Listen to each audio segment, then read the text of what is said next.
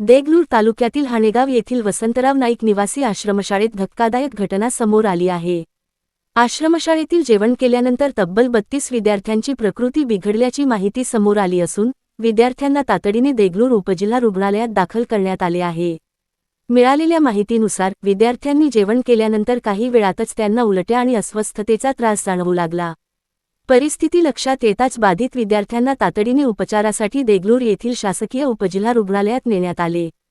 सध्या त्यांच्यावर वैद्यकीय उपचार सुरू असल्याचे सांगण्यात येत आहे। या घटनेची माहिती समोर आल्यानंतर विद्यार्थ्यांच्या पालकांमध्ये चिंतेचे वातावरण निर्माण झाले आहे। विद्यार्थ्यांना देण्यात आलेल्या भोजनाची गुणवत्ता, स्वच्छता आणि अन्न तयार करण्याच्या प्रक्रियेबाबतही प्रश्न उपस्थित केले जात आहेत। दरम्यान विद्यार्थ्यांना नेमकी कोणत्या कारणामुळे हा त्रास झाला हे अद्याप स्पष्ट झालेले नाही। भोजनामध्ये वापरण्यात आलेले चिकन तसेच इतर अन्नपदार्थांचे नमुने तपासणीसाठी घेऊन प्रयोगशाळेत पाठवावेत अशी मागणी पालकांकडून करण्यात येत असल्याचे वृत्त आहे। तपासणी अहवालानंतरच या घटनेमागील नेमके कारण स्पष्ट होणार आहे।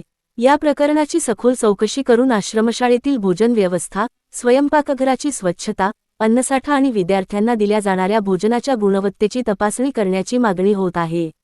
निवासी आश्रमशाळेत राहणाऱ्या विद्यार्थ्यांच्या आरोग्याची आणि सुरक्षिततेची जबाबदारी अत्यंत महत्त्वाची आहे। त्यामुळे या घटनेची प्रशासनाकडून सखोल चौकशी करून सत्य समोर आणले जाणार का आणि दोष आढळल्यास संबंधितांवर काय कारवाई होणार याकडे आता पालक आणि नागरिकांचे लक्ष लागले आहे। या घटनेतील पुढील अपडेट्स आणि विद्यार्थ्यांची प्रकृती याबाबतची माहिती समोर येताच आम्ही ती तुमच्यापर्यंत पोहोचवत राहू। अशाच स्थानिक आणि महत्त्वाच्या बातम्यांसाठी NCN न्यूज टीव्हीला सबस्क्राईब करा, बातमी लाईक करा आणि आपल्या मित्र परिवारासोबत शेअर करायला विसरू नका।